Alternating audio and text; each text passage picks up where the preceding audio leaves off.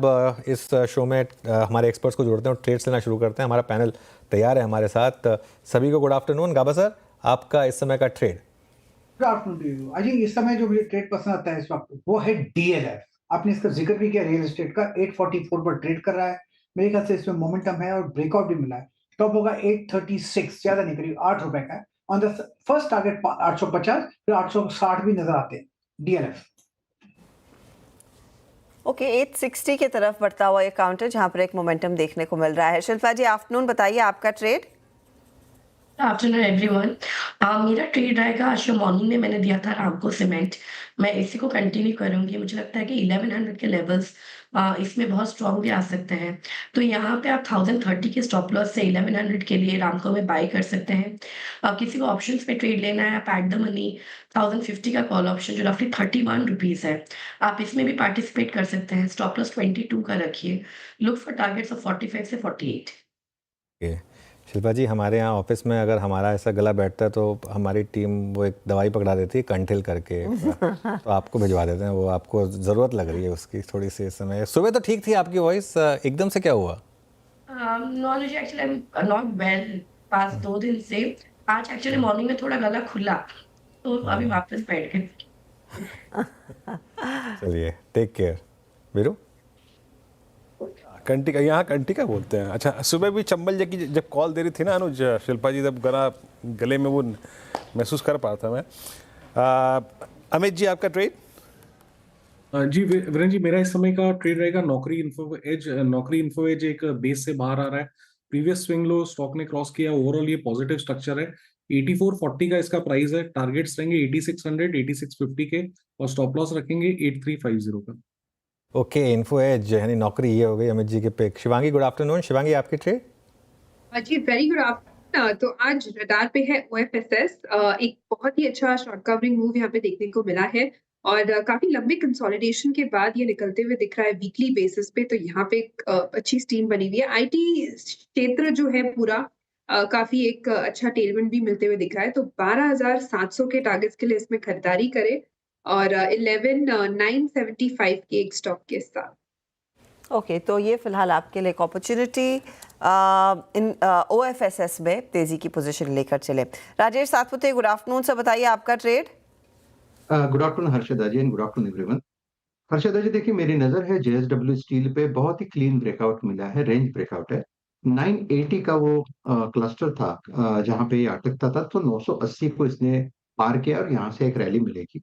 मुझे लगता है कि इसका जो आज का टारगेट होगा वो कम से कम 1010, 1020 ये ट्रेजेक्ट्री होगी। तो 1010, 1020 के टारगेट के लिए जेएसडब्ल्यू स्टील बाय करे। स्टॉप लॉस होगा 980 का। ओके, तो यहाँ पे टेक्निकल ट्रेड्स पूरे हो गए। राजेश जी का ट्रेड जेएसडब्ल्यू से 985। शरद अवस्थी जी हमारे साथ मौजूद हैं। शरद जी, आज के अगर आप टॉप गेनर्स को देखें तो कुछ ऑर्डर विन, लेकिन उसके सिवा it's entirely I think real estate ancillary cement. जो अनुज और बात कर रहे थे अभी कि रेट कट की possibility after these I think disasters GDP numbers, आपकी इस पे बहुत संक्षेप में टिप्पणी और आपका कॉल आज का। देखिए, हमारा मानना है कि जीडीपी नंबर्स में कोई ऐसा नेगेटिव तो थोड़ा लग रहा है, लेकिन जिस टाइप का माहौल ग्राउंड पे था उसके हिसाब से उतना नेगेटिव नहीं है। सेकंड चीज है इंटरेस्ट रेट पे। मुझे लगता है इस क्वार्टर ऑनवर्ड्स नंबर काफी इंप्रूव होने चाहिए। जहां तक इंटरेस्ट रेट्स का सवाल है, गवर्नमेंट सिक्योरिटीज में भी जिस टाइप का रिसेप्शन है, कहीं ना कहीं लग तो रहा है कि मार्केट ऐसा स्पेक्यूलेट कर रहा है कि मोस्ट प्रोबेबली थोड़ा बहुत रेट कट शायद आए, या एटलीस्ट लिक्विडिटी इन्फ्यूजन या स्टांस में थोड़ा और अग्रेसिव चेंज आए। वही उसकी उम्मीद पे थोड़ा बहुत आपको जो मेरे हिसाब से 8 से 10 बेसिस पॉइंट 10 ईयर जीसेक में भी फर्क आया है।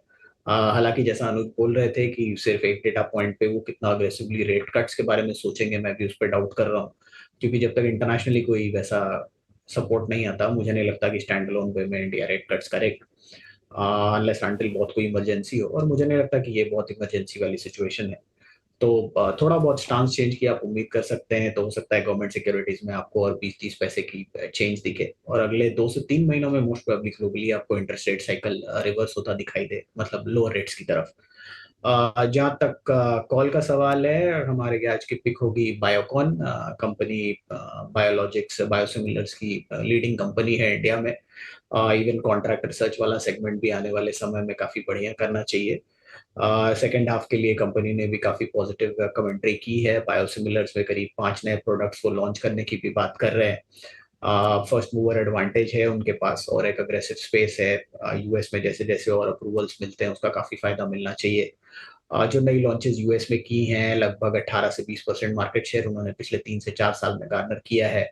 तो नए प्रोडक्ट लॉन्चेस में भी आप वैसी उम्मीद कर सकते हैं। यूरोप में भी 5 से 8% जैसा मार्केट शेयर उन्होंने अक्रॉस द बोर्ड ज्यादातर प्रोडक्ट्स जो उन्होंने लॉन्च किए वहां पे पाया है। तो हमें लगता है ग्रोथ काफी एग्रेसिव रहनी चाहिए। 60% जैसा है। डेट का एक ओवरहैंग है अभी। एबिटा टू डेट लगभग 3.5 पौने 4 के आसपास है। बट अगले साल जिस टाइप की हम अर्निंग एक्सपेक्ट कर रहे हैं जो सेकंड हाफ से ऑलरेडी ट्रैक्शन दिखेगा तो उस अर्निंग्स ग्रोथ के सामने ये मैट्रिक्स भी काफी हद तक कम हो जाएगा। और जो नियर टर्म इनकी रिपेमेंट्स वगैरह ड्यू थी उसमें इन्होंने जो रीफाइनेंसिंग डेट की है उसकी वजह से FY26-27 में जो पहले करीब इनको 8-8.5 हजार करोड़ की रिक्वायरमेंट थी अब लगभग 2200-2300 करोड़ की रिक्वायरमेंट रहेगी। तो वो एक पॉजिटिव डेवलपमेंट है। और वहां तक जाते जाते हमारे हिसाब से जो कैश फ्लो वाला एक सिनेरियो बन रहा था वियाट्रिस के एक्विजिशन के बाद वो भी खत्म हो जाता है। प्लस वियाट्रिस के एक्विजिशन की वजह से इनको कमर्शियलाइजेशन भी इनका हो जाएगा डायरेक्ट जो पहले वियाट्रिस के थ्रू ये करते थे। तो मुझे लगता है वो भी फास्ट हो जाएगा। फास्ट टू मार्केट प्रोडक्ट्स हो जाएंगे। तो आने वाले समय में हमें उम्मीद है कि नंबर्स में काफी बढ़िया इंप्रूवमेंट आपको देखने मिलना चाहिए। और जैसे जैसे नंबर्स आते हैं प्राइस टू अर्निंग मल्टीपल्स में भी बड़ी रेटिंग होनी चाहिए। बट अभी टू स्टार्ट विथ अगले साल हम ये उम्मीद कर रहे हैं कि कंपनी लगभग 15 रुपए के आसपास की अर्निंग्स रिपोर्ट करेगी।